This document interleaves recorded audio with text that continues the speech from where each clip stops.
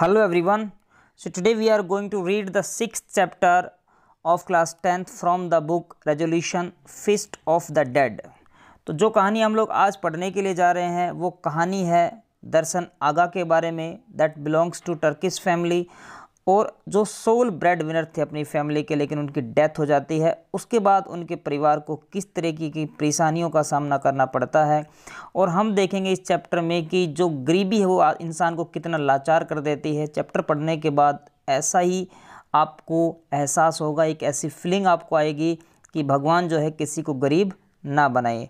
तो चलिए दोस्तों शुरुआत करते हैं इस चैप्टर की। Feast of the dead. January change the colour of the air. Colour का मतलब यहाँ पर रंग नहीं है, कलर का मतलब यहाँ पर रुख है। तो जनवरी जो थी उसने बदल दिया था हवा का रुख। हवा का रुख बदलने का मतलब यहाँ पे ये है बच्चों कि जब जनवरी आती है तो ठंड बहुत ज़्यादा हो जाती है।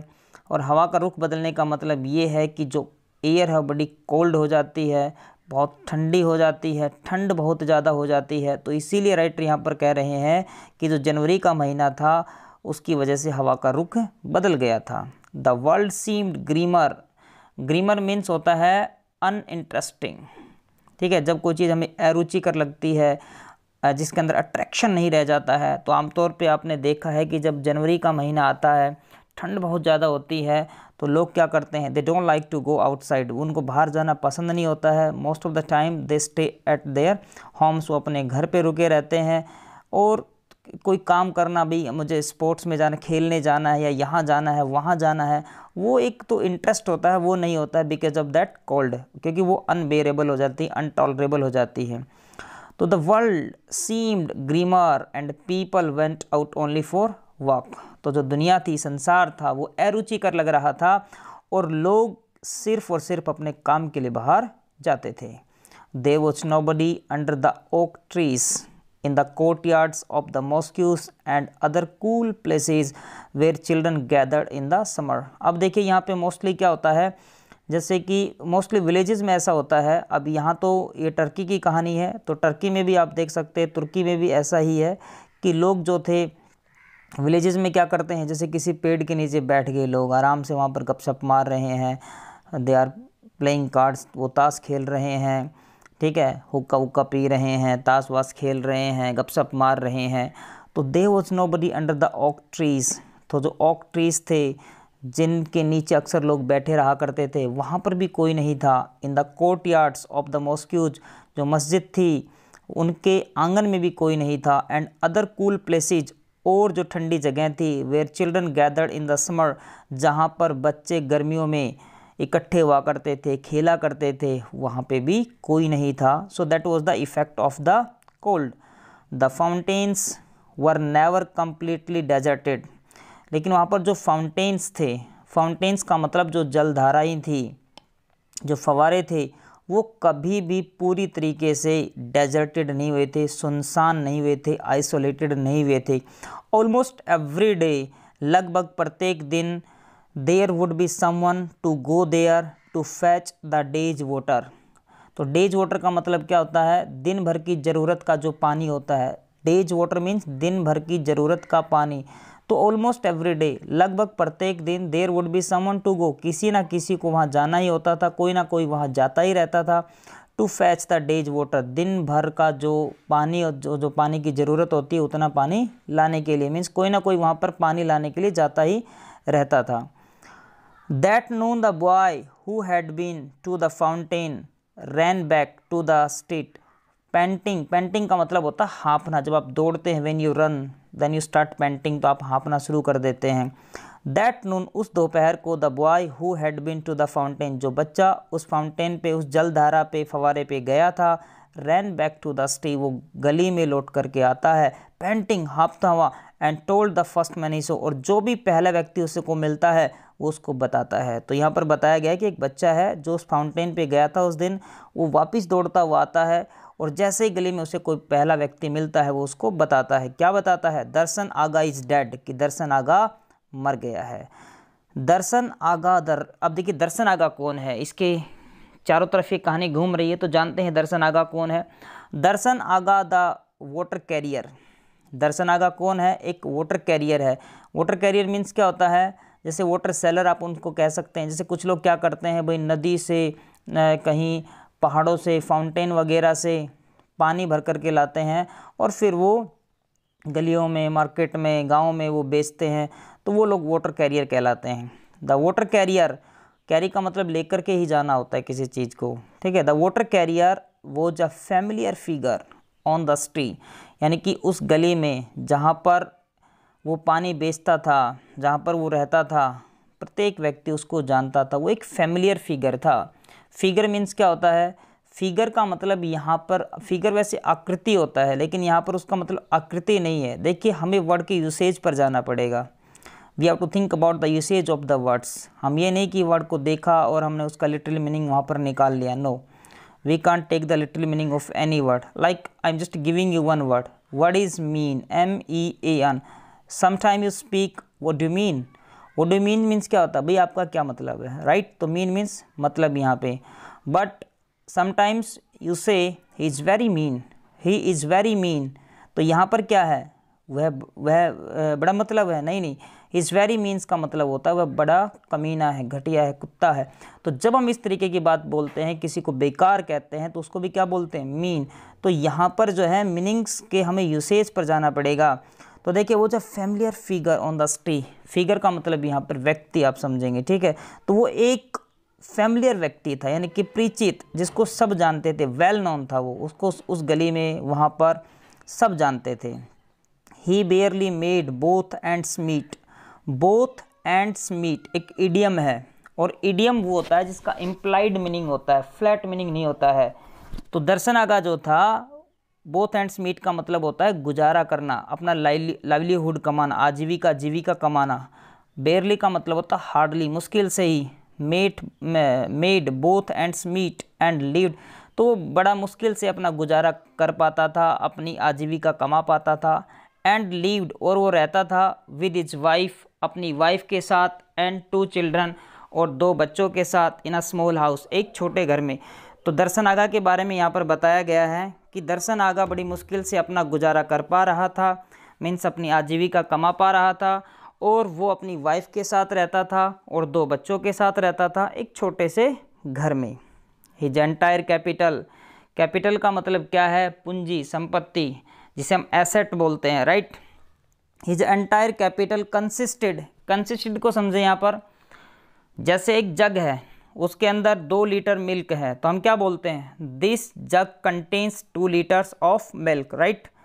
आप ऐसे भी तो कह सकते हैं, this jug consists of 2 litres of milk, तो इस जग में 2 लीटर मिल्क है। तो अपने अंदर जब कोई चीज़ समाहित, निहित रखता है, तो वो चीज़ कंसिस्ट कहलाती है, ठीक है। ये कंसिस्ट का मीनिंग ये होता है, जैसे एक बुक है, उस बुक में 10,000 मीनिंग्स लिख रखे हैं, तो बुक ने 10,000 मीनिंग्स को क्या कर रखा है? अपने अंदर समा रखा है।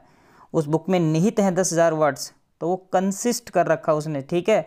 और कंसिस्ट एक ऐसी वर्ब है जो कि नॉन कंटिन्यूअस है, जिसका कंटिन्यूअस टेंस में यूज नहीं होता है। हिज एंटायर कैपिटल, उसकी जो पूरी की पूरी जो संपत्ति थी, कंसिस्ट ऑफ 2 वाटर केन्स, उसमें क्या थे? 2 तो वाटर केन्स थे, कनस्तर थे पानी के, एंड अ पोल, और एक लठ था, एक पोल था, विद अ चेन, और एक चेन थी, डैंगलिंग, डैंगलिंग का मतलब होता है लटके हुए होना, फ्रॉम आइदर साइड, जिस चेन को, जंजीर को वो अपने लट के दोनों साइड लटका करके रखता था। यानी कि एक चेन थी, एक जंजीर थी जो उसके लट के दोनों साइड लटकी रहती थी। 2 उसके पास वाटर केन्स थे, एक उसके पास पोल था, लठ था, और यही उसकी संपत्ति थी, यही उसकी एसेट थी। Hoisting the pole on his shoulder, hoisting means उठाना, the pole on his shoulder, अपने कंधों पर लठ को उठा करके। हुकिंग द केन्स, हुकिंग का मतलब होता है फंसाना, right. The cans by their handles, तो जो केन्स थे उनको फंसा कर रखता था, बाय देयर हैंडल्स, उनके हैंडल से, टू द चेन्स, उस चेन से। He set out every morning, और सेट आउट का मतलब होता है निकल पड़ना, मीन्स काम के लिए चल पड़ना। तो वो ऐसा करके वो क्या करता था? अपने काम पे चल पड़ता था, निकल जाता था घर पे वो कमाने के लिए। और उसके बाद पानी सप्लाई करना उसका काम था, वाटर सेलिंग उसका काम था। तो वो क्या करता था? water, anybody need water, पानी, किसी को पानी चाहिए। जैसे सब्जी वाला आता है, आलू ले लो, टमाटर ले लो, तो इसी तरीके से वो भी कहता था भाई पानी ले लो, पानी, किसी को पानी चाहिए क्या, हिज वॉइस, उसकी आवाज़। वुड कैरी, वुड कैरी का मतलब क्या है यहाँ पे, वुड कैरी का मतलब होता है जैसे उसकी आवाज़ गूंजती थी, ठीक है। कैरी का मतलब ऐसे लेकर के जाना होता है, किसी चीज़ को कैरी करना होता है, लेकिन यहाँ पर वुड कैरी का मतलब है गूंज उठना। तो his voice would carry as far as the last house on the street, तो जो गली का अंतिम घर था, लास्ट घर था, उस तक भी उसकी आवाज़ जाती थी। जब वो पूछता, जब वो कहता था वाटर, एनीबडी नीड वाटर, तो वो थोड़ा ही यूज टू स्पीक लाउडली, वो तेज बोलता था, तो तेज बोलने की वजह से उसकी आवाज़ अंतिम घर तक गूंज उठती थी। Those who needed water would call back, और जिनको पानी की ज़रूरत होती थी वो उसे बुलाते थे। दर्शन आगा 1 ट्रिप, 2 ट्रिप्स और 3 ट्रिप्स, ठीक है। तो उसको बुलाते थे, कहते थे दर्शन आगा 1 ट्रिप या 2 ट्रिप या 3 ट्रिप्स, जिनको जितना पानी उनको चाहता। अब ट्रिप का मतलब क्या है, इसको हम समझते हैं नेक्स्ट पैसेज में, right. 1 trip meant 2 cans of water, एक ट्रिप का मतलब होता था बच्चों 2 कैन्स ऑफ वाटर, जो पानी के कैन्स थे उसके पास 2 कनस्तर थे, वो 2 का मतलब क्या होता था, 2 कैन्स का मतलब होता था 1 trip. Then Darshan Agha would climb up the hill to the fountain, fill up his cans and go to and fro. To and fro का मतलब होता है इधर उधर, और गो का मतलब जानते हैं आप सभी, जाना होता है। तो देखिए उसके बाद देन का मतलब तब दर्शन आगा would climb up the hill, Darshan Agha पहाड़ी पे चढ़ता था, टू द फाउंटेन, उस फाउंटेन पे, फिल अप हिज केन्स, अपने केन्स भरता था, यानी कि पहाड़ी पे चढ़ के उस फाउंटेन पे चला जाता था पहाड़ी पे, और उसके बाद बच्चों वो अपनी केन्स जो थी उसको भरता था पानी की, and go to and fro, और फिर वो उसको बेचने के लिए इधर उधर उस गली में जाता था। Between the fountain and the house, और घर और उस फाउंटेन के बीच में ऑल डे लॉन्ग, यानी कि घर और उस फाउंटेन के बीच में उसका इधर उधर आना जाना लगा रहता था। वहाँ से पानी भरता, घर नीचे आकर के गली में बेचता, उसके बाद फिर फाउंटेन पे जाता, फिर लाता, तो उसका जो था पूरा दिन ऐसे ही निकलता था। He got 3 cruise, he got 3 cruise for each trip, और ईच ट्रिप का मतलब 2 वाटर कैंस के बदले में उसे कितना पैसा मिलता था, 3 क्रूज। जैसे इंडिया की जो करेंसी है उसका नाम रुपीज़ है, राइट, ऐसे ही जो टर्की की करेंसी है उसका नाम क्रूस है। This way of earning was like digging, digging का मतलब खोदना होता है। दिस वे ऑफ अर्निंग, कमाने का जो ये तरीका था, वोज लाइक, वो कैसा था, digging a well with needle, जैसे सुई से एक कुआं खोदना, तो सुई से एक कुआं खोदना जैसा ही उसका कमाने का तरीका था। इसका मतलब है बड़ा डिफ़िकल्ट था पैसा कमाना, जैसे कि सुई से कुआं खोदने में it takes a long time और टू लॉन्ग टाइम। सो इसी तरीके से जिस तरीके से वो पैसा कमाता था, तो उसका पैसा कमाने का तरीका भी बड़ा ही मतलब धीरे धीरे पैसा कमाने का तरीका था। जैसे सुई से कुआं खोदने में टाइम लगता है, और इसी तरीके से दर्शन आगा पैसा कमाता रहा तो उसके पास भी कभी पैसा ज़्यादा नहीं हो पाएगा।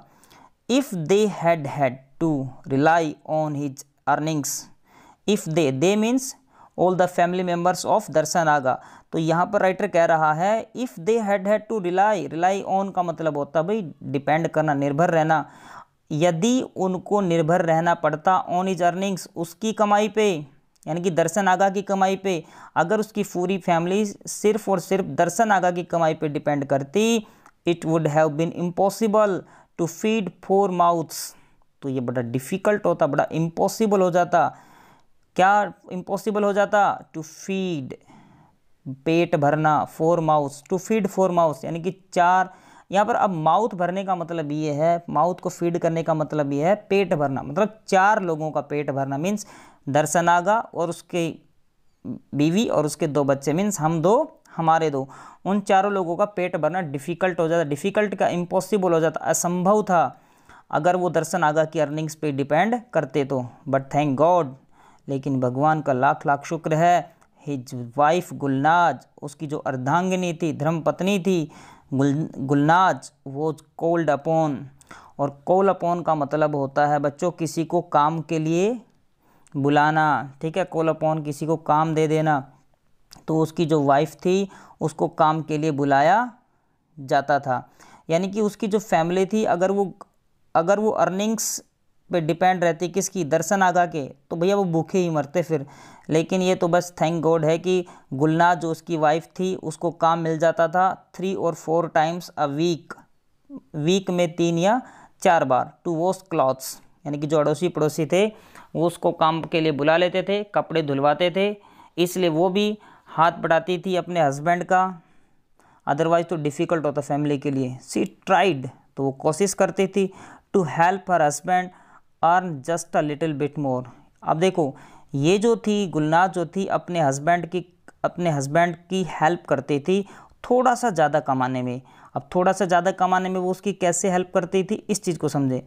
चिटिंग इन पैथेटिक हार्मलेस वेज, वो चिटिंग करती थी पैथेटिक तरीके से, करुणामयी तरीके से, हार्मलेस वेज में, हार्मलेस का मतलब जिससे नुकसान ना हो, यूजिंग अ केन और 2 मोर वाटर, 1 या 2 केन पानी ज़्यादा लगा करके। समझे, यहाँ पर कहानी को समझे थोड़ा सा।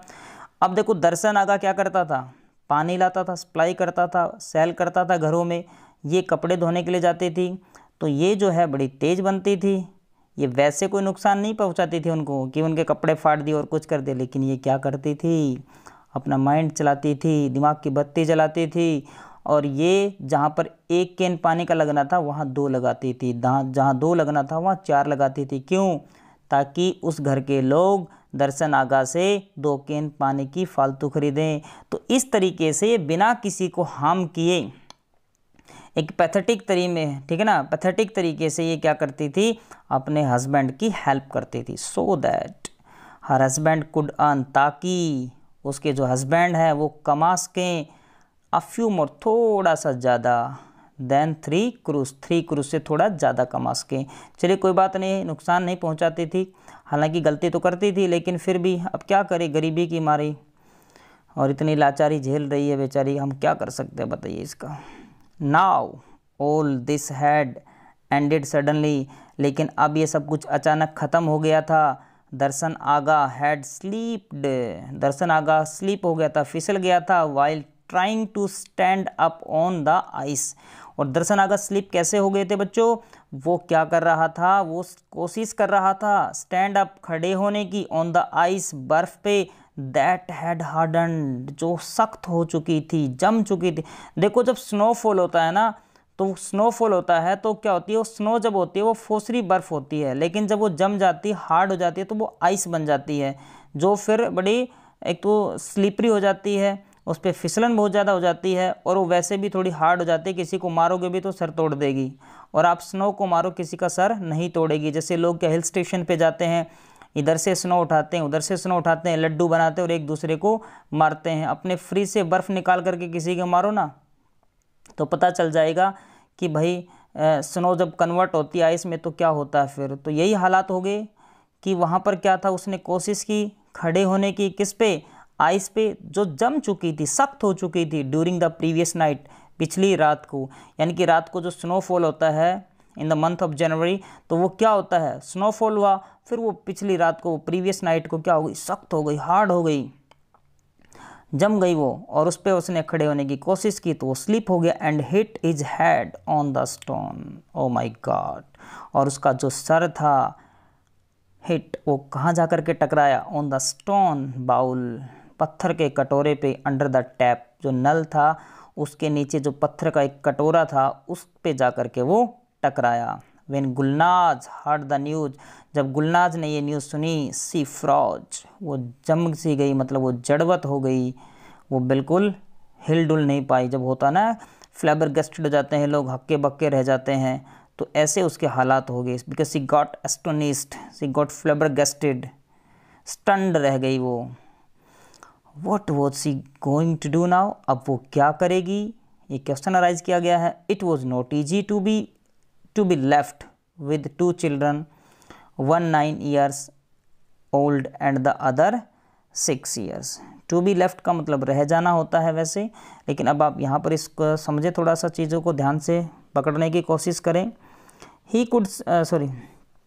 It was not easy to be left with 2 children, one 9 years old and the other 6. अब एक 6 साल का बच्चा एक 9 साल का बच्चा। इन दोनों के बच्चों के साथ माँ अकेली रह गई और अब इन दोनों बच्चों के साथ गुजारा करना उसके लिए बड़ा ही डिफ़िकल्ट था, ये आसान नहीं था। How could see feed them, किस तरीके से वो उनका पेट भरेगी। ओनली बाई वॉशिंग क्लॉथ्स, कपड़े धो करके, मात्र कपड़े धो करके वो उनका पेट कैसे भरेगी। और वो कपड़े भी कितनी बार, 2 और 3 टाइम्स अ वीक, एक सप्ताह में 2 या 3 बार उसे काम मिलता था, 4 बार मिलता था। तो इतना कुछ कर करके वो इन बच्चों का पेट कैसे पालेगी, कैसे पेट इनका भरेगी। सी थॉट, उसने सोचा, एंड थॉट, और सोचा, but couldn't reach a decision. अब वो सोचती रही लेकिन वो किसी निर्णय पर नहीं पहुंच पाई। It is a tradition for the neighbours to send food. अब देखो ट्रेडिशंस अलग अलग सोसाइटी में, अलग अलग समाज में अलग अलग तरीके के ट्रेडिशंस, परंपराएं, कस्टम्स होते हैं। तो ये टर्किश फैमिली है कि, तो देखिए टर्की में क्या होता है, it is a tradition for the neighbours to send food for a day और to to the house where death has occurred. तो उस सोसाइटी में, उस समाज में, टर्किश जो सोसाइटी है उसमें क्या था कि एक ट्रेडिशन थी, एक कस्टम थी कि जो पड़ोसी लोग थे, नेबर्स थे, वो खाना भेजते थे, सेंड करते थे किसको, फूड को, खाने। कितने दिन के लिए, 1 या 2 दिन के लिए। किस घर में, to the house where death has occurred, जहाँ पर मौत हो जाती थी। तो जहाँ पर कोई मर जाता था उसके परिवार में क्या करते थे, पड़ोसी जो लोग थे वो खाना भेजते थे, 1-2 दिन, 3 दिन, जितने दिन भी भेजते थे। The first meal came to Gulnaz and her children from the white house. Oh my god, ये वाइट हाउस बच्चों अमेरिका वाला नहीं है, कभी पता चला लोग अमेरिका पहुंच गए। द फर्स्ट मील, जो पहला भोजन था, केम टू गुलनाज, वो गुलनाज के पास आया, मीन्स उसकी फैमिली में आया। एंड हर चिल्ड्रन, और उसके बच्चों के पास, कहाँ से था, फ्रॉम द वाइट हाउस, वो सफ़ेद जो घर था, वाइट हाउस था, वहाँ से आया था। वेयर रैफ एफएनडी, अब वहाँ पर कौन रहता था, एक बंदा रहता था जिसका नाम क्या था, रैफ एफएनडी, द वेल्दी बिजनेसमैन। एक जो अमीर एक व्यापारी था, बिजनेसमैन था, वो उस वाइट हाउस में रहता था, सफ़ेद घर में रहता था अपनी फैमिली के साथ। तो वहाँ से वो खाना आया था पहले दिन। At noon on the day after Darshan Aga died, दोपहर को दर्शन आगा की डेथ के बाद, the maid from the white house appeared with a large tray.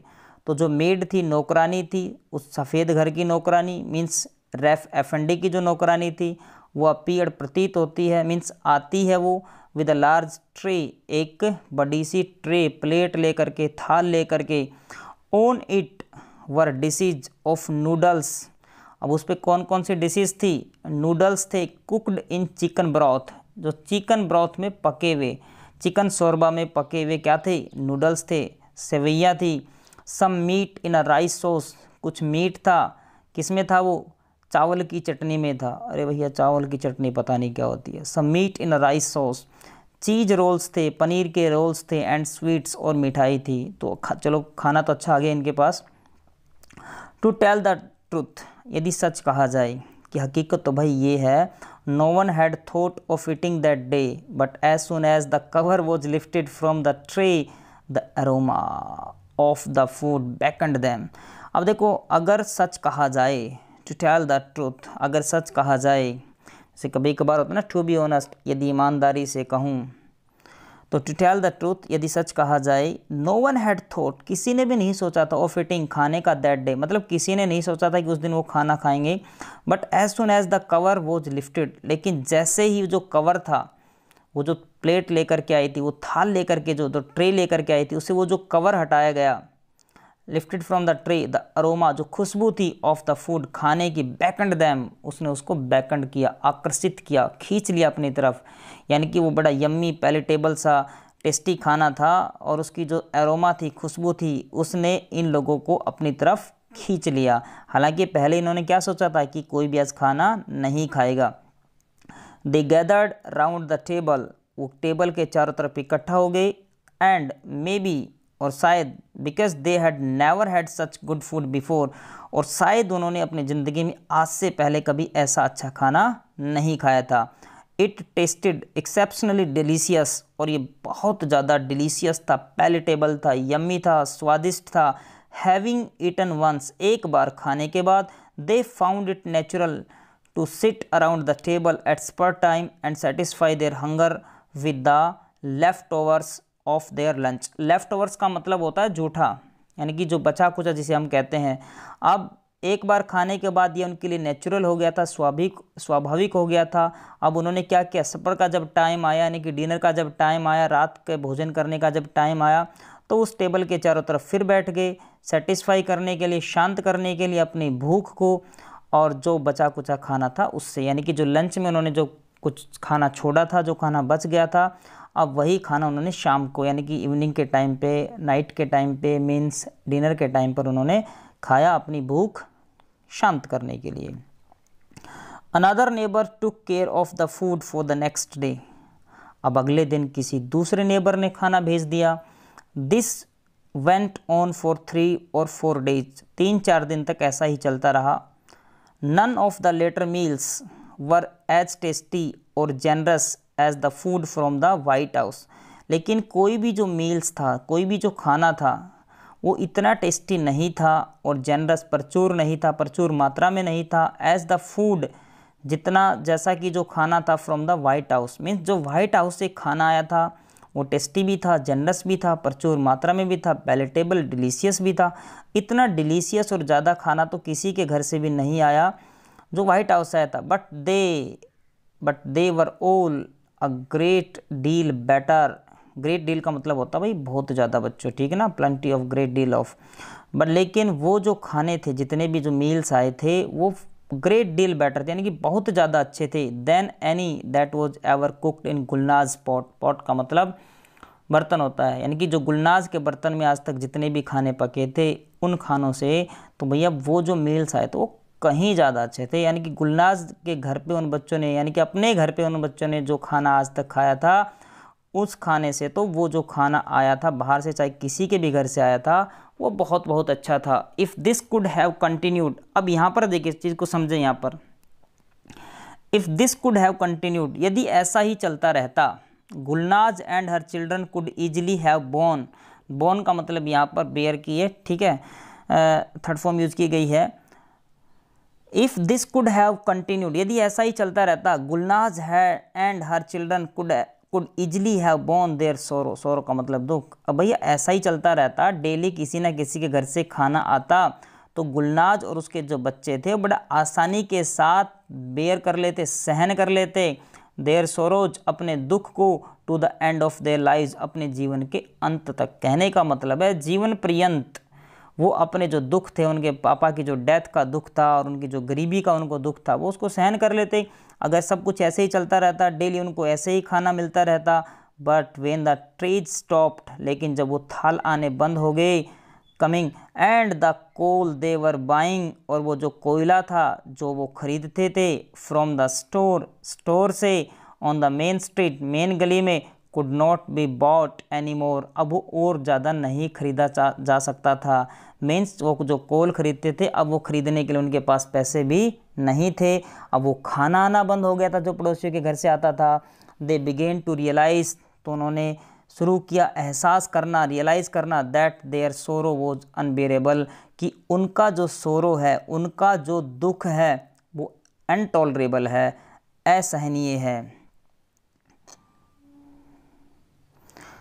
The first day the food stopped, पहले दिन खाना जो था वो, the first day the food stop, जब वो दिन, जिस दिन पहले दिन खाना बंद हो गया, मतलब 3-4 दिन आया, उसके बाद जब वो खाना बंद हो गया, तो वो जो पहला दिन था, दे kept up their hopes till नून, तो दोपहर तक उन्होंने अपनी उम्मीदों को जिंदा रखा। Kept up their hopes till नून, यानी कि दोपहर तक उन्होंने उम्मीद रखी कि कोई ना कोई खाना लेकर के आएगा। Running to the door each time they heard a footstep outside, running to the door, और वो दरवाजे की तरफ दौड़ते, ईच टाइम, प्रत्येक बार, दे हर्ड, जब वो सुनते, a door a footstep outside, बाहर किसी के कदमों की आहट, किसी के कदमों की आवाज़ सुनते, तो ये क्या करते, दरवाजे की तरफ दौड़ते। But it was only people going about their daily lives, लेकिन ये तो लोग थे जो अपने दिनचर्या का काम करने के लिए इधर उधर जा रहे होते थे।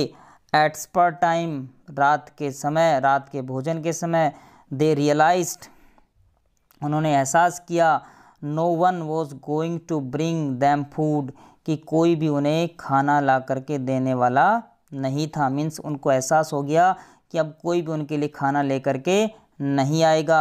सो they had to cook at home, इसलिए उनको घर पे ही खाना बनाना था। As they had done before, जैसा कि वो पहले करते थे।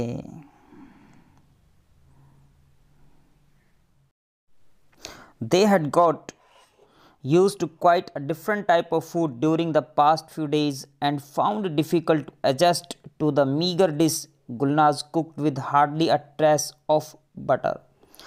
अब देखिए, they had got use to quite different type of food. Use to means आदि हो जाना, तो वो बिल्कुल अलग टाइप का, डिफरेंट टाइप का जो फूड था, भोजन था, उसको खाने के क्या हो गए थे, आदि हो चुके थे। During the past few days, पिछले कुछ दिनों से। बिकॉज अलग अलग घरों से खाना आ रहा था, तो वो अलग टाइप का खाना खाने के आदी हो चुके थे पिछले कुछ दिनों से। एंड फाउंड इट डिफ़िकल्ट, और उनके लिए बड़ा मुश्किल था टू एडजस्ट करना, यानी कि समायोजन करना, to the meagre dish. Meagre का मतलब क्या होता है, जो बहुत कम होता है, ठीक है ना, बहुत जो कम होता है। मीगर डिश गुलनाज कुक्ड, जो गुलनाज बनाती थी, जो थोड़ा बहुत खाना बनाती थी, बहुत कम खाना बनाती थी, उसके साथ अब समायोजन करना, एडजस्ट करना उनके लिए बड़ा डिफ़िकल्ट था। With hardly a trace of butter, जिस पे मुश्किल से ही वो बटर का कोई अंश, मीन्स कोई टुकड़ा, आप ये कह सकते हैं बहुत कम। ट्रेस का मतलब भी क्या होता है, जो एक अंश मात्र होता है, जिस पे मुश्किल से ही कोई अंश रहता था, किसका, बटर का। तो गुलनाज थोड़ा बहुत खाना बनाती थी जिस पे बटर वो बिल्कुल लगाती नहीं थी। तो ऐसे खाने के साथ अब एडजस्ट करना इन लोगों के लिए बड़ा मुश्किल हो गया था, क्योंकि कुछ दिनों से आदी हो चुके थे अच्छा खाना खाने के, डिफरेंट टाइप ऑफ फूड को खाने के। They had no choice but to get used to it again, लेकिन अब उनके पास कोई चॉइस नहीं थी अलावा किसके, कि भाई वो अपने जो उनकी मदर खाना पकाती थी वैसा ही खाना वो दोबारा खाएं। Means they had no choice but to get used to it again, कि दोबारा उसी के आदी हो जाएं जैसा खाना वो पहले खाते थे। It was not long before they ran out of butter. Ran out means ख़त्म हो जाना, ये कुछ ज़्यादा पुरानी बात नहीं है, यानी कि ज़्यादा समय नहीं हुआ है। दे रैन आउट ऑफ बटर, जब उनका बटर ख़त्म हो गया था, फ्लोर आटा ख़त्म हो गया था, पोटैटोज एंड ग्रेन, और आलू और अनाज ख़त्म हुआ था, यानी कि अनाज, आलू, बटर, ये सारी चीज़ें ख़त्म हुए ज़्यादा दिन नहीं हुआ था। For the next few days they ate whatever they found in the house, और अगले कुछ दिनों तक जो कुछ भी उनको घर पे मिला उन्होंने खाया। लाइक क्या क्या खाया, 2 अनियंस, 2 प्याज, अ क्लोव ऑफ गार्लिक, एक गार्लिक की गांठ, a handful of dry beans, और मुट्ठी भर सूखे बीन्स यानी कि same, found in a corner of the cupboard, ये एक कपबोर्ड जो था, अलमारी थी, उसके कोने में पड़े हुए थे। Finally there came a day when all the pots, baskets, bottles and boxes in the house were empty, और आखिर वो दिन आ गया। Finally there came a day means आखिर वो दिन आ गया, when, जब, all the pots, सारे बर्तन, बास्केट्स, टोकरियाँ, बॉटल्स, बॉक्सेस, सारे के सारे क्या हो गए, वो सब घर में जितने भी थे ये सारे खाली हो गए। मीन्स इसमें कहीं भी कुछ नहीं था, ना कोई पोटैटो था, ना कोई अनियन था, ना कोई गार्लिक था, ना कोई ग्रेन, कुछ नहीं था, ये सब खाली हो गए। That day for the first time they went to bed on empty stomachs, और वो पहला दिन था यानी कि जब उनको खाली पेट ही सोना पड़ा। The next day was the same, अगला दिन भी ऐसे ही निकला। By the next afternoon the little one had started crying with hunger, और अगला दिन उनका ऐसे ही निकला और दोपहर आते आते हालात क्या हो गए थे, जो छोटा बच्चा था वो भूख से बिलखने लग गया। क्राइंग मीन्स बिलखना, रोने लग गया, चिल्लाने लग गया। Gulnaz kept hopping someone would send for means होता कोल, बुलाना। तो गुलनाज ये उम्मीद लगाए बैठी थी कि कोई ना कोई उसे बुलाएगा, टू वॉश क्लॉथ्स, कपड़े धोने के लिए। But the people of the street thought, लेकिन जो गली के लोग थे उन्होंने सोचा, इट वुड बी इनकॉन्सिडरेट, ये अनुचित होगा, to call her for work, उसे काम के लिए बुलाना। अब देखिए ऐसे हालात में बहुत सारी बातें लोगों के माइंड में चलती है। कुछ लोग ये सोचते हैं कि अभी इतने दुख में हैं, इनको कहाँ काम के लिए बुलाएंगे। कुछ लोग ओमन से इस चीज़ को रिलेट कर लेते हैं, तो इसलिए लोगों ने तो सोचा कि यार ये अनुचित होगा उसे बुलाना। लेकिन गुलनाज उम्मीद लगा करके बैठी थी कि कोई ना कोई उसे बुलाएगा कपड़े धोने के लिए। The day after no one in the household thought of getting up, अगले दिन किसी ने भी घर में उठने के बारे में नहीं सोचा। They all had visions of food, उनको सबको खाने के सपने आ रहे थे। The younger boy saw soft and fluffy bread, जो छोटा बच्चा था उसने सपने में क्या देखा, ड्रीम में क्या देखा, विजन में क्या देखा, फ्लफली ब्रेड, सॉफ्ट कोमल और एक फूली हुई ब्रेड रोटी, फ्लफली मीन्स फूली हुई रोटी। The older boy saw sweet instead, और जो बड़ा बच्चा था उसे सपने में क्या दिखाई दिए, sweets. If only he had them once more, और एक बार वो उसे और मिल जाए खाने के लिए, मीन्स ये लोग सपने में खा रहे थे ये चीज़ें, और यहाँ पर राइटर कह रहे हैं कि यदि उसे एक बार और मिल जाए ये मौका खाने का सपने में he would eat them one by one, तो एक एक करके वो सारी खा जाएगा। सेवरिंग ईच माउथफुल, ठीक है, सेवरिंग का मतलब स्वाद लेते हुए, मज़े लेते हुए, ईच माउथफुल, और माउथफुल का मतलब होता है गल्प, ठीक है, ग्रास कोर। तो मीन्स यदि उसे एक बार और मौका मिल जाए वो खाने का, तो एक एक करके मज़े लेते हुए, स्वाद लेते हुए सारी जो स्वीट्स थी उनको खा जाएगा। What a fool he had been, कितना बड़ा मूर्ख है वो, to have eaten all his share at once, कि अपना सारा हिस्सा एक दम यानी कि एक साथ ही खा गया। गुलनाज ले इन हर बेड, गुलनाज अपने बेड पर लेटी रही। Listening to the murmurs of her children, अपने बच्चों की बड़बड़ाहट को सुनती रही। Tears flowing silently down her cheeks, और चुपचाप आंसू उसके गालों से बह रहे थे। Life went on in the street outside as before, लेकिन जो गली का जीवन था यानी कि उनके घर के बाहर का जो जीवन था वो एज यूजुअल चल रहा था, ठीक है। जैसे लोग तो भाई जिस तरीके से अपना काम कर रहे थे वो कर रहे थे, तो जीवन था वो, जो जीवन था वो बाकी लोगों का तो एज यूजुअल चल रहा था। दिक्कत इन्हीं के घर में आ रही थी। आ डोर क्लोज्ड, एक दरवाज़ा बंद होता है। She knew it was the boy next door going to school, और जब वो दरवाज़ा बंद होता है उसका साउंड आता है, उसकी आवाज़ आती है, तो ये क्या सोचती है गुलनाज कि ये दरवाज़ा कहाँ कौन सा है, किसके घर का है, जो उनके पड़ोस का घर था, नेक्स्ट डोर था उनका। और ये सोचती है कि ये वो लड़का जो है जो स्कूल जा रहा है उसने इस दरवाजे को बंद किया है। फुट स्टेप्स साउंडेड आउटसाइड, और बाहर कदमों की आवाज़ आ रही थी। फुट स्टेप साउंडेड का मतलब है बाहर कदमों की आवाज़ आ रही थी, लोग आ रहे थे, जा रहे थे। This time it was Tehseen F&D, और अब की बार जो था ये कदमों की जो आवाज़ थी ये किसकी थी, तहसीन एफएनडी नाम के एक बंदे की थी। द बार्बर, जो बार्बर था, नाई था। Walking down the streets to open his shop, जो गली से जा रहा था अपनी दुकान खोलने के लिए। द नेक्स्ट वन मीन्स अगले जो स्टेप की साउंड थी वो किसकी थी, the next one was the clerk in the electric company, अगला जो था वो एक क्लर्क था किसी इलेक्ट्रिक कंपनी में। देन द शू मेकर, उसके बाद एक जूते बनाने वाला। And then the bread man, और उसके बाद ब्रेड बेचने वाला। Who comes to the white house, जो आता था वाइट हाउस में एवरी डे, प्रत्येक दिन, एट द सेम टाइम, उसी समय। The big baskets tied to both side of his horse were full of bread, और जो बास्केट्स बांधे रखता था वो अपने हॉर्स के, अपने घोड़े के दोनों साइड में वो ब्रेड से भरी होती थी, यानी कि जो टोकरियां बांध कर रखता था वो अपने घोड़े के दोनों साइड में वो फुल ऑफ किसकी थी, ब्रेड की। The creaking of the basket, creaking एक साउंड है, ठीक है, चरमराना।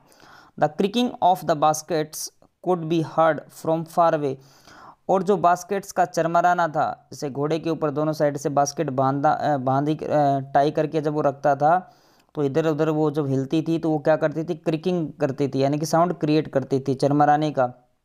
वो साउंड काफ़ी दूर से सुना जा सकता था। It was the older boy who first heard it and looked towards his younger brother, तो ये बड़े वाला जो लड़का था सबसे पहले उसने उस साउंड को सुना और उसके बाद उसने अपने छोटे भाई की तरफ देखा। Gulnaz got up in the cold room, Gulnaz थी वो बैठ गई, खड़ी हो गई उस ठंडे रूम में।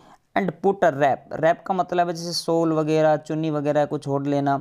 राउंड हर, तो उसने ये ओढ़ लिया। टू गो आउट, बाहर जाने के लिए, मीन्स वो बैठती है, खड़ी होती है, और उसके बाद वो क्या करती है, वो सोल चुन्नी से अपने आप को ढक लेती है, बाहर जाने के लिए वो तैयार हो जाती है। सी हैड डिसाइडेड, उसने निश्चय किया। टू आस्क, मांगने का। फॉर 2 loaves ऑफ ब्रेड, जैसे ब्रेड एक क्या है, एक ऐसा नाउन है जो इसको हम लोग इसका प्लूरल नहीं बना सकते, तो एक ब्रेड, तो ब्रेड, लेकिन हम कहते हैं कि जैसे एक ब्रेड कहना चाहोगे तो अ लॉफ ऑफ ब्रेड कहोगे आप, ठीक है, 2 लॉव्स ऑफ ब्रेड, तो ये प्लूरल यहाँ पर बनाया गया है इसको, तो लव्स यहाँ पर आ गया। तो she had decided to ask for 2 loaves of bread on credit, credit का मतलब उधार, इसीलिए क्रेडिट कार्ड आता है जहाँ पर आपको उधार में सामान मिलता है जिस कार्ड की वजह से। She had decided to ask for 2 loaves of bread on credit, तो वो क्या डिसाइड करती है कि वो 2 ब्रेड जो हैं वो उधार लेगी, उससे मांगेगी। सी कुड पे वेन सी गॉट मनी, और वो उसको पैसा चुका सकती थी, यानी कि उसको चुका देगी जब उसे पैसा मिल जाएगा, फ्रॉम लॉन्ड्रिंग, कपड़े धोने से। She opened the door and saw the basket full to brim, brim means होता है किनारा। सी ओपनड द डोर, वो दरवाजा खोलती है, एंड सो द बास्केट्स, और बास्केट्स को देखती है, फुल टू द ब्रीम, जो किनारों तक भरी हुई थी, विद फ्रेश स्पॉन्जी, स्पॉन्जी का मतलब स्पंजी वाइट ब्रेड, जो स्पंजी वाइट ब्रेड थी उनसे किनारों तक वो बास्केट भरी हुई थी। जब वो दरवाज़ा खोल करके देखती है तो उसको ये दिखाई देता है। A beautiful smell went up her nose, और एक अच्छी सी महक उसको आती है। And just as she was about to say something, और जैसे ही वो कुछ कहने वाली होती है, टू द ब्रेडमैन, उस ब्रेडमैन को, ही साउटेड, तो वो चिल्लाता है, गिडी यैप, गिडी यैप का मतलब यहाँ पर है मूर्ख जानवर, टू द हॉर्स, हालांकि वो चिल्लाता घोड़े पर है, तो वो घोड़े को चिल्लाता है, घोड़े पर चिल्ला करके कहता है, घोड़े ने कुछ एक्टिविटी कर दी होगी तो उसको चिल्ला रखा मूर्ख जानवर। और उसी समय गुलनाज कुछ उसको कहना चाह रही होती है, लेकिन फिर क्या होता है, ये आवाज़ सुन करके, वो ये साउंड सुन करके, ये चिल्लाहट सुन करके क्या करती है वो, and Gulnaz lost all her craze, और गुलनाज की हिम्मत टूट जाती है, मीन्स वो कुछ कह नहीं पाती है। No words came from her mouth, उसके मुंह से कोई भी शब्द नहीं निकलता है। एंड हेवनली स्मेलिंग, और वो जो अलौकिक स्मेल थी, जो सुगंध थी, ठीक है, फूड, वो सुगंधित जो फूड था, खाना था स्वादिष्ट, जो हेवनली अलौकिक, पास्ट बाई हर हाउस, वो उसके घर के पास से निकल गया, गुजर गया।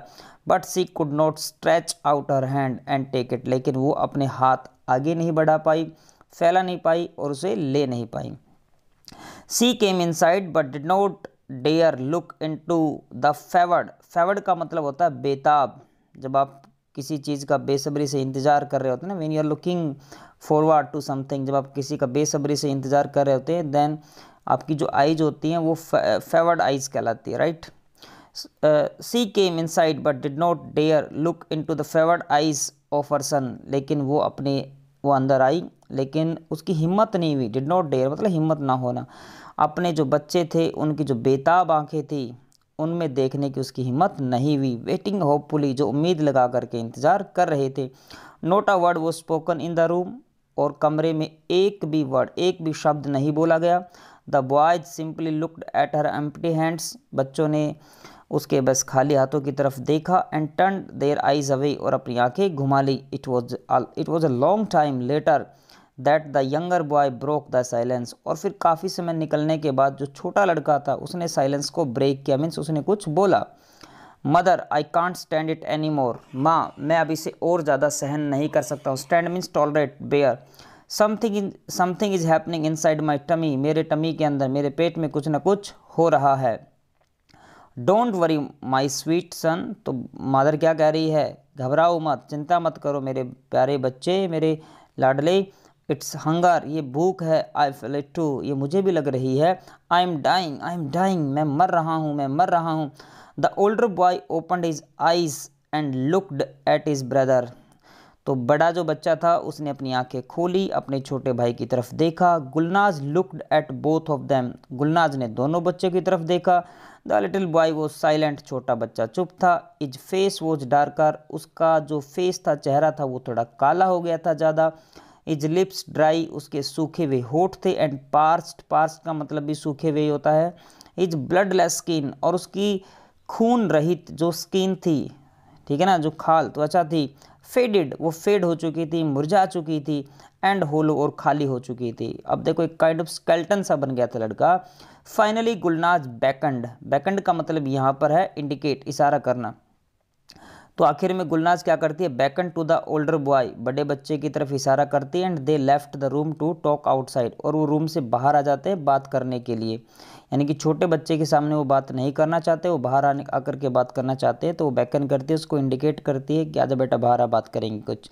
We must go to Bodos the grocer, तो we must go to the Bodos the grocer, तो वो कहती है कि हमें बोडोस जो है, जो ग्रोसर है, जो शॉपकीपर है, उसके पास जाना पड़ेगा।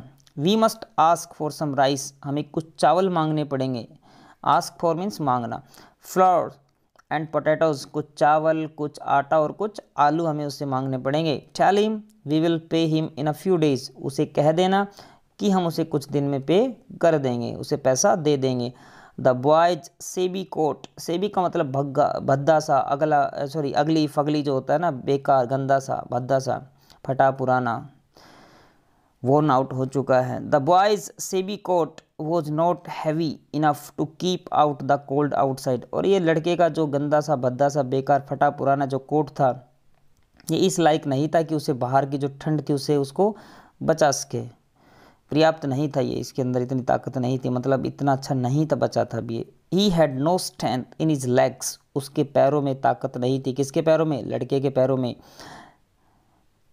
And had to steady himself against the walls, और वो दीवारों का सहारा ले लेकर के चल रहा था। एज ही वॉक्ड, जब वो चल रहा था, मीन्स लड़के के पैरों में इतनी ताकत नहीं बची थी अब, और जब वो जा रहा था उस दुकान की तरफ तो दीवारों का सहारा ले लेकर के जा रहा था। Finally he reached the store, और आखिर में वो उस दुकान पर, स्टोर पे पहुंच जाता है। ऑन द हिल, जो पहाड़ी पर था। And entered the warm room, और वो गर्म कमरे में घुस जाता है।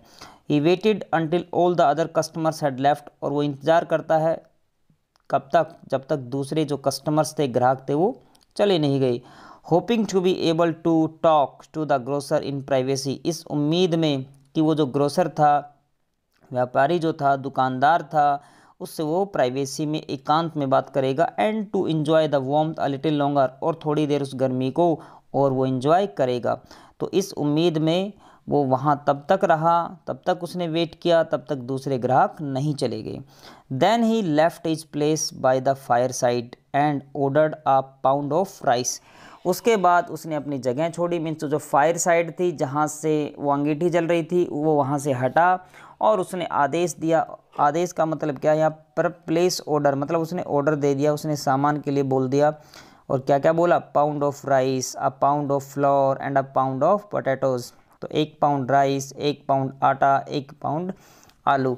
ही put his hand into his pocket as if means होता है मानो, और फिर उसके बाद उसने अपने जो हाथ था अपना अपनी पॉकेट में डाला, as if reaching for his money, और मतलब ऐसा उसने दिखावा किया, ऐसा उसने, and then pretended to have left it at home, तो उसने जो अपना हाथ अपनी पॉकेट में डाला, जैसे पैसे निकालने के लिए डालते हैं, ठीक है ना, मानो कि जैसे वो रिचिंग फॉर हिज मनी, जैसे वो अपने पैसे तक पहुंच रहा है, पैसे निकालने की कोशिश कर रहा है। एंड देन प्रिटेंडेड, और उसके पास उसने एक्सक्यूज़ बना दिया। ही मेड एन एक्सक्यूज़, कैसा, प्रिटेंड मीन्स एक्सक्यूज़ बनाना होता है। टू हैव, बहाना बनाना, means to have left it at home, कि भाई पैसा तो मैं घर पे भूल आया हूँ, पैसा तो मेरा घर पे रह गया, छोड़ दिया मैंने घर पे। Oh I seem to have forgotten it at home, ओ हो, मुझे तो ऐसा लग रहा है जैसे कि पैसा मैं घर पे भूल कर आ गया हूँ। आई वुड हेट, अब यहाँ पर इस मतलब को समझें। वुड हेट का मतलब है यहाँ पे ठीक नहीं होगा, राइट।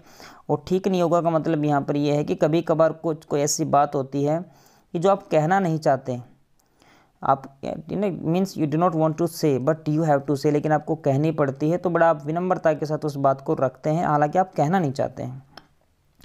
तो I would hate to have to go all the way home in this cold and come back again, तो बच्चा कह रहा है कि ठीक नहीं होगा कि अब मैं इस ठंड में घर पे जाऊं फिर वापस यहाँ पे आऊं, तो ये थोड़ा ठीक नहीं होगा। राइट इट डाउन, लिख लो, and I will pay you tomorrow, और मैं आपको इसको कल पे कर दूंगा, ये पैसा मैं आपको कल दे दूंगा। तो आप सोच सकते हैं यहाँ पर, कुछ लोग मान सकते हैं कि बच्चा बहुत तेज बन रहा है, क्लेवर बन रहा है, चालाक बन रहा है, लेकिन ये क्लेवर चालाक नहीं बन रहा, ये तो एक इंतहा हो चुकी है इसकी गरीबी की। और ये हालात ऐसा बन चुका बच्चे के सामने, गरीबी इतनी ज़्यादा आ चुकी है उनके अंदर कि उनके पास कोई ऑप्शन नहीं है। और समाज हमारा, सोसाइटी हमारी ऐसी है कि हेल्प करने के लिए रेडी नहीं होती है। तो हम ये नहीं कह सकते कि बच्चा तेज़ बन रहा है, चालाक बन रहा है, बच्चा यहाँ पर कंपेल्ड है, मजबूर बहुत ज़्यादा है। यदि समाज में इस तरीके से हेल्प किसी की हो जाए तो फिर ऐसे हालात क्रिएट ना हो, लेकिन ऐसा तो होता ही नहीं है। चलिए आगे बढ़ते हैं कहानी के साथ। It was a brave effort to the grocer it was a brave effort, but the grocer knew the tricks of the trade too well. ये एक बहादुरी का प्रयास था, बहादुर प्रयास था, अच्छी कोशिश थी, लेकिन जो ग्रोसर था, दुकानदार था, जो बिजनेसमैन था, वो भी कैसा था? Knew the tricks of the trade too well. वो बिजनेस की, व्यापार की जो जितनी भी ट्रिक्स, चालबाजियाँ, उनको अच्छे से जानता था।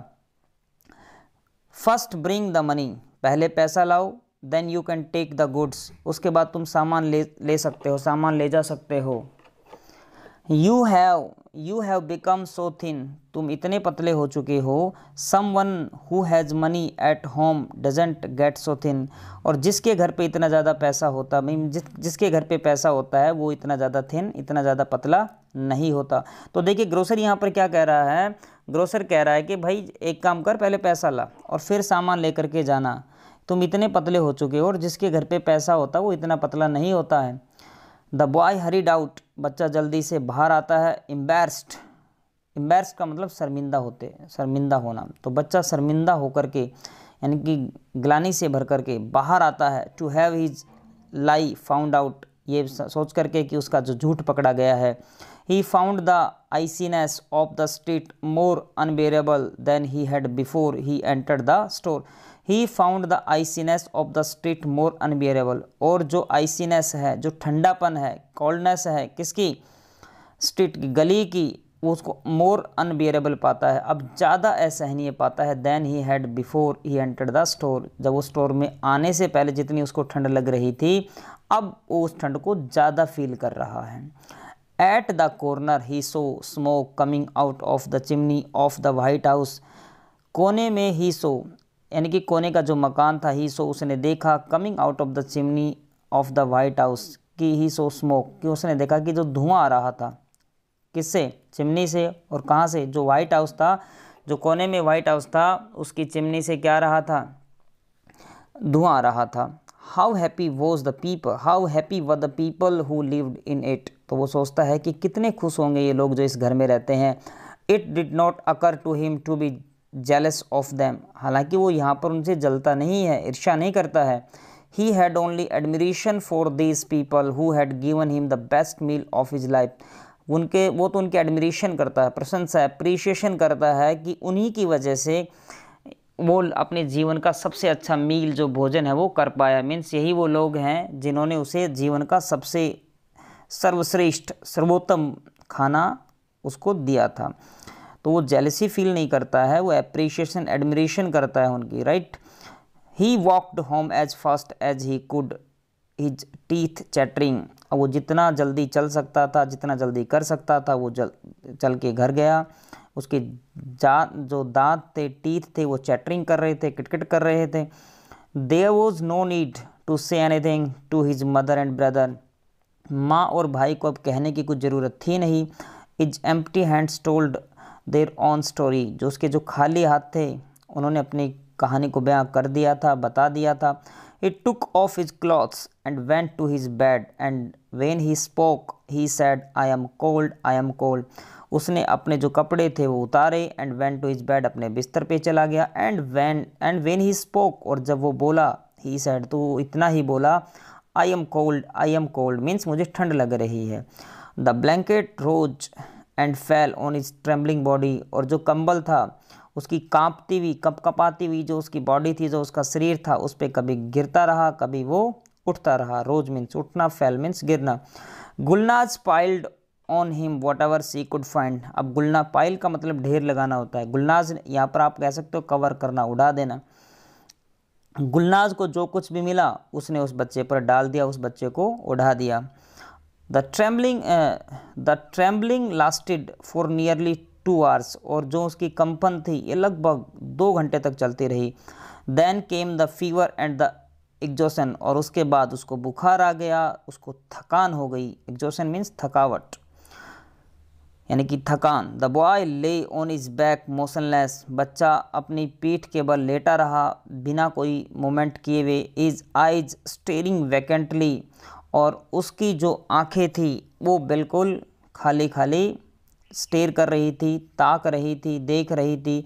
Gulnaz lifted the covers and tried to cool the burning body with her cold hands. Gulnaz ने क्या किया, कवर जो थे मीन्स जिस चीज़ से उसको बच्चे को जो उसने ओढ़ा रखा था, कंबल या वट एवर वॉज देयर, तो उसने उससे को क्या किया, उसको हटा दिया, लिफ्ट कर दिया वहाँ से, और tried to cool the burning body, और जो उसका बर्निंग बॉडी थी, उसका जो जलता हुआ शरीर था, उसको ठंडा करने की कोशिश की विद हर कोल्ड हैंड्स, अपने ठंडे हाथों से। जैसे आमतौर पे होता है ना, किसी को भाई बहुत ज़्यादा अगर बर्निंग हो रही है बॉडी, जैसे आपने देखा है कि सर किसी का बहुत तेज़ गर्म हो रहा है तो उस पर कहते हैं कि हैंकी रख लो, उस पर भिगो करके पानी से आइस रख लो। She paced through the house till evening desperate, desperate का मतलब होता है निराशा, पेस्ट का मतलब होता है चहलकदमी करना, चलना, तो वो अपने घर में शाम तक चहलकदमी करती रही निराश होकर के, यानी कि निराशा से भर करके वो चहलकदमी करती रही। She did not know what to do, उसे नहीं पता था करना क्या है। सी कुड नॉट थिंक, वो ना कुछ सोच सकती थी। द सन वेंट डाउन, सूर्य अस्त हो चुका था। She notice the small pile of covers she had taken off the boy's body, और उसने देखा, ठीक है, अचानक उसको ध्यान आया या उसने नोटिस किया किस चीज़ को, वो जो पाइल ऑफ कवर्स था, जो कवर्स का मतलब जिस जैसे बच्चे को उसने कंबल या किसी भी चीज़ से उड़ा रखा था, बच्चे को कवर कर रखा था, वो जो ढेर था, अब उस पे उसकी नज़र गई, उसके बारे में उसने सोचा। क्या सोचती है वो, जो उसने टेकन ऑफ किया था, हटाया था बच्चे की बॉडी से, पहले उड़ा रखा था, बाद में उसको टेक ऑफ कर दिया था, तो अब उस चीज़ के बारे में वो सोच रही है। Wouldn't there be anybody to give some money for all that, क्या कोई बंदा नहीं होगा, क्या कोई इंसान नहीं होगा जो इन सब के बदले, यानी कि वो जो कवर्स थे उनके बदले थोड़ा पैसा दे देगा। She remembered that her neighbours had talked of junk store, junk store का मतलब कबाड़ी की दुकान। उसे याद आता है दैट कि हर नेबर्स हैड टॉक, उसके जो पड़ोसी थे वो बात करते थे, ऑफ अ जंक स्टोर, एक कबाड़ी की दुकान के बारे में, where they bought used things, जहाँ से वो पुरानी चीज़ें, यूज की हुई चीज़ें खरीद करके लाते थे, मीन्स पुरानी चीज़ें खरीद सकते थे वहाँ से, सेकंड हैंड थिंग्स आप कह सकते हो। But it must be closed, लेकिन ये तो बंद होगी अब। She would have to wait till the morning, अब उसे सुबह तक इंतज़ार करना होगा। With this decision came peace of mind and she stopped pacing and sat down by her son's bed side, और जब उसके माइंड में ये विचार आता है तो थोड़ा दिमाग की उसको शांति मिलती है, और वो पेसिंग करना यानी कि चहलकदमी करना छोड़ देती है, बैठ जाती है अपने बच्चे के बेड के पास। द बॉयज फीवर इंक्रीज्ड, बच्चे का बुखार बढ़ जाता है। सी सेट स्टेरिंग मोशनलेस, और वो क्या करती है, घूरती रहती है, ताकती रहती है बिना किसी मोमेंट के। The younger boy could not sleep for hunger, अब बच्चा जो था, छोटा वाला जो बच्चा था, वो भूख की वजह से सो नहीं पा रहा था। He too watch watching his eyes open, और वो भी अपनी खुली आंखों से देख रहा था, ताक रहा था। द सिक बॉय मौन्ड स्लोली, जो बीमार बच्चा था वो धीरे से मौन किया, मतलब वो कुछ बोला। अब वो क्या बोलता है, मौन slowly and tossed and turned in his fever. Toss का मतलब उछालना होता है, और यहाँ टॉस का मतलब क्या है, थोड़ा छटपटाना। तो वो क्या करता है, धीरे से छटपटाता है, धीरे से बोलता है, फिर छटपटाता है और अपना और टर्न करता है, यानी कि करवट लेता है बुखार में। हिज चिक्स वर बर्निंग, उसके जो गाल थे वो बिल्कुल बर्न कर रहे थे, जल रहे थे। इसका मतलब ये नहीं कि आग लगी हुई थी उनमें, क्योंकि वो बुखार की वजह से जल रहे थे। And he talked in delirium, delirium का मतलब क्या होता है, मूर्छावस्था, यानी कि जैसे बेहोश सा हो, तो वो डेलीरियम में क्या करता है, वो बोलता है कुछ, यानी कि बड़बड़ाता है, कुछ बोलता है। The younger one set up in his bed, the younger one set up in his bed, और छोटे वाला बच्चा अपने बिस्तर पर बैठ जाता है। And asked in a voice, और पूछता है, audible only to his mother.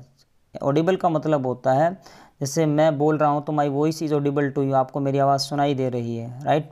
तो वो इतनी तेज़ बोलता है कि उसकी वॉइस ऑडिबल किसको हो, उसकी मदर को, यानी कि धीरे से बोलता है वो यहाँ पे, mother will my brother die, और वो कहता है कि माँ क्या मेरा भाई मरेगा। अब वो ये वॉइस ऑडिबल किसको है, ओनली उसकी मदर को। वो धीरे बोलता, अपने भाई से बात छुपाने की कोशिश करता है कि ताकि भाई को ना सुने। She shivered as if touched by a cold wind on her skin, और वो कब कांपने लग जाती है। सीवर्ड का मतलब कांपने लग जाना, एज इफ मानो कि एक ठंडी हवा जो है उसकी स्किन को टच कर गई हो। जैसे वो ये सुनती है तो उसको ऐसा फील होता है, वो इस तरीके से कांपने लगती है जैसे एक ठंडी हवा के झोंके ने उसकी बॉडी को टच कर लिया हो, स्किन को टच कर लिया हो। She looked at her son with frightened eyes, वो डरी हुई आंखों से अपने बच्चे की तरफ देखती है। Who do you ask, why do you ask that, तुम ऐसा क्यों कह रहे हो। The boy was silent for a moment, बच्चा एक पल के लिए चुप हो जाता है। Then he leaned close to her ear and said softly, lean का मतलब होता है झुक जाना, and then he leaned close to her ear, और फिर उसके कानों के पास झुक करके बड़ा धीरे से सॉफ्टली कहता है, क्या कहता है, trying to hide his voice from his brother, अपने भाई से अपनी वॉइस को छुपाते हुए, ठीक है। फिर वो कहता है, क्या कहता है, because the food will come from the white house, because then food will come from the white house, क्योंकि फिर जो वाइट हाउस है, सफ़ेद घर है, उससे फिर खाना आएगा। तो देखिए कितनी दयनीय, पिटिएबल, पैथेटिक एक स्टोरी है ये। गरीबी के हालात जो हैं किस तरीके से इंसान को बिल्कुल निचोड़ करके रख देते हैं, और ये चैप्टर पढ़ने के बाद बस यही लगता है कि ऐसी गरीबी किसी में ना आए। आई होप कि आपको ये चैप्टर समझ में आया होगा। तो बच्चों, आप चैनल को सब्सक्राइब करें to get more and more videos, और जो बेल आइकन है उसको प्रेस कर दें so that you can get the notification for the next videos. तो सी यू, मिलते हैं एक नए चैप्टर, एक नए वीडियो के साथ, एक नए लेसन के साथ। Bye bye.